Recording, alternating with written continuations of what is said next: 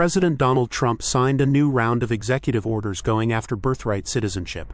Again, a court ordered Meta to pay $567 million over children's mental health and safety.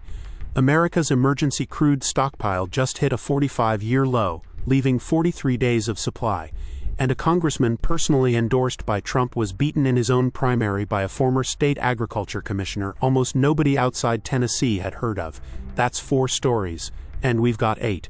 Also today, the Justice Department accuses Duke Law of discriminating against white and Asian applicants. Trump orders a leak investigation after a story about America's munitions stockpile. Michigan's House Speaker demands answers on a $300 million cash payment program. And Virginia's governor moves to block what would be the largest regulated electric utility on the planet. This is everything that mattered today, in one place, in one sitting. Stay to the end. The last 2 stories are the ones that quietly hit your monthly bills the hardest. Start with the story that touches who gets to be an American at all. President Donald Trump has signed a fresh round of executive orders targeting birthright citizenship, according to live updates from the New York Times. And the Times notes this is him going after it again, not for the first time. Fox News reports the orders also take aim at what's known as birth tourism, and that they come after a Supreme Court setback for the administration. Details are still developing while the Times runs live coverage, so be skeptical of anyone claiming to know the full text tonight. Here's the context. Birthright citizenship is the principle that being born on American soil makes you American. An executive order does not rewrite the Constitution on its own, which is why the earlier effort ended up in front of judges, and why Fox describes today's action as following a Supreme Court setback. What this means for you: if you were born here to parents who were not citizens, your documents are not changing overnight. What changes is the legal fight, and hospitals, state agencies, and passport offices can get pulled into years of uncertainty over paperwork millions of families already hold. What's next is litigation. Almost certainly fast, reported by the New York Times, with additional reporting from Fox News. A court has ordered Meta to pay $567 million to address children's mental health and safety on its platforms. That's the Associated Press, and read that sentence carefully, because the wording matters. This is not described as a fine paid into a government account and forgotten. The money is tied to addressing kids' mental health and safety on the company's own platforms, which means a court is directing a private company to spend on fixing a harm connected to its products. For years, the argument over teenagers and social media lived in hearings, documentaries, and parenting groups. Today it came with a dollar figure attached, imposed by a court rather than negotiated in a press release. Here's what it means for you. If you have a teenager, this is the first time a number this size has been formally attached to what these platforms do to young users. And numbers like that tend to change corporate behavior faster than testimony ever does. If you own an index fund, you own a slice of that bill. Watch 2 things next: whether Meta appeals, and whether other companies with young user bases start quietly changing their safety defaults before someone hands them a similar order.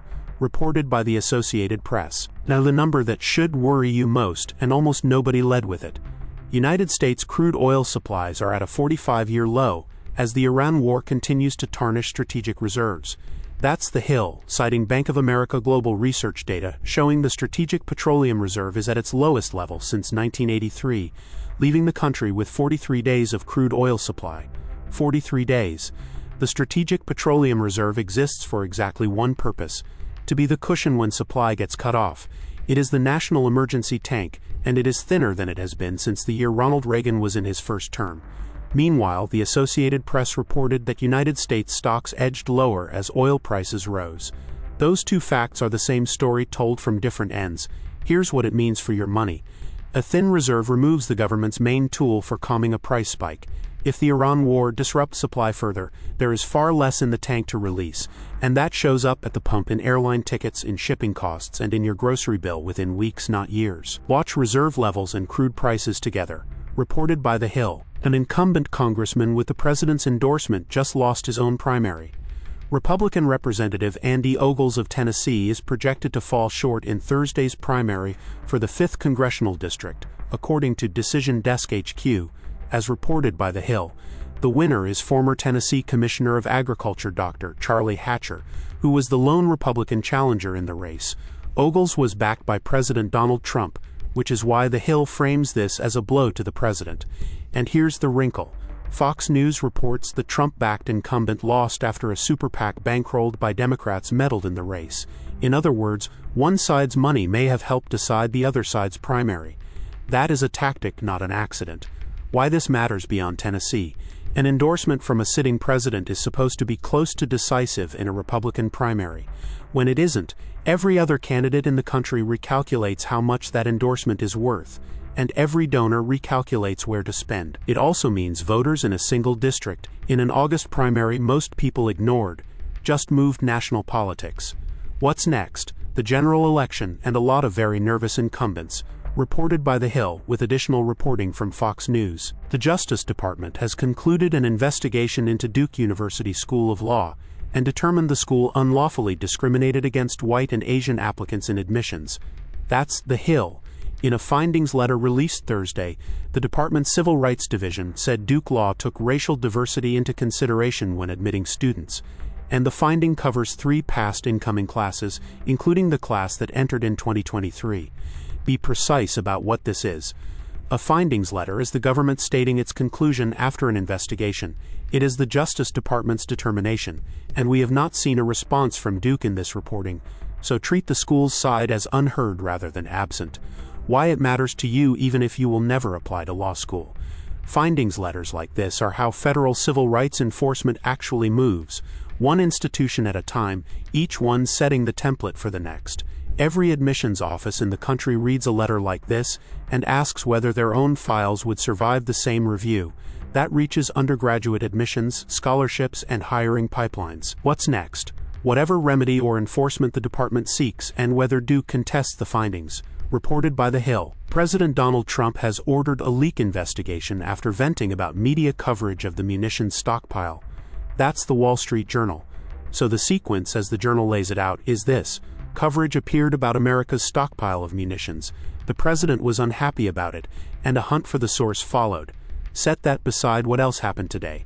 Fox News quotes the president saying the United States has, in his words, massive amounts of ammunition, and The Hill reports the Iran war is ongoing and draining strategic petroleum reserves. Stockpile questions are not abstract right now.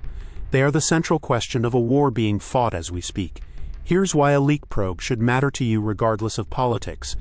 Leak investigations do not stop at the leaker. They tend to sweep through phone records, messaging apps, and government email, and they make officials afraid to talk to reporters about anything, including things you have a right to know. Like whether the country is running low on what it needs to fight. That is the same category of information as a 43-day oil reserve. What's next? Who gets investigated, and whether reporters' sources are pulled in.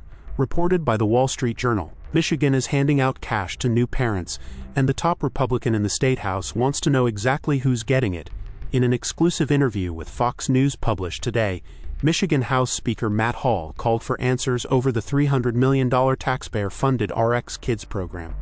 Hall says the taxpayer-funded cash payments went to anyone who had a child, regardless of legal status. He also raised concerns about the payments being unrestricted, about eligibility requirements, and about what he calls a broader guaranteed income effort. Those are Hall's characterizations, and Fox presents them as his concerns, not as established findings. We have not seen the program's response in this reporting. Here's the substance underneath the fight. RX Kids is a cash payment program aimed at families with a new baby, and unrestricted means recipients decide how to spend it, which is precisely the design principle behind guaranteed income pilots. That's the real argument. Not $300 million, but whether direct cash with no strings becomes normal policy. Why it matters to you. If this model works, it spreads to other states. If it collapses under scrutiny, the guaranteed income idea takes a serious hit nationally. What's next? Whether the Michigan House opens a formal review. Reported by Fox News. Finally, the story that ends up on your power bill. Virginia Governor Abigail Spanberger announced Thursday that she plans to intervene in the proposed merger between NextEra Energy and Dominion Energy, a deal that, if approved, would create the largest regulated electrical utility in the world. That's The Hill. Spanberger made the announcement in an op-ed in the Washington Post, saying she will make herself a party to the merger proceeding. That last part is the whole story. A governor giving a speech against a merger is noise. A governor formally becoming a party to the case is a seat at the table, with the ability to file, question, and contest inside the process that decides whether this goes through. Here's why it matters to your money. Regulated utilities do not compete for your business. You get the one that serves your address, and a regulator sets what you pay. When two of them combine into the largest such company on Earth, the question is whether the resulting scale lowers costs or simply concentrates pricing power over millions of captive customers. Virginia residents feel it first, but merger precedents travel. What's next? The regulatory proceeding with the governor now inside it, reported by The Hill. That was the whole day in one place.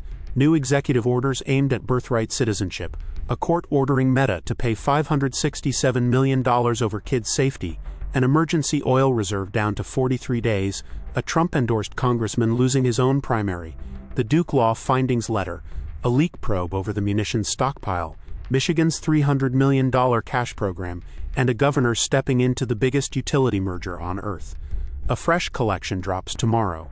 Which of those 8 actually changes your life first? Tell me below. If this saved you an hour of scrolling, hit like and subscribe.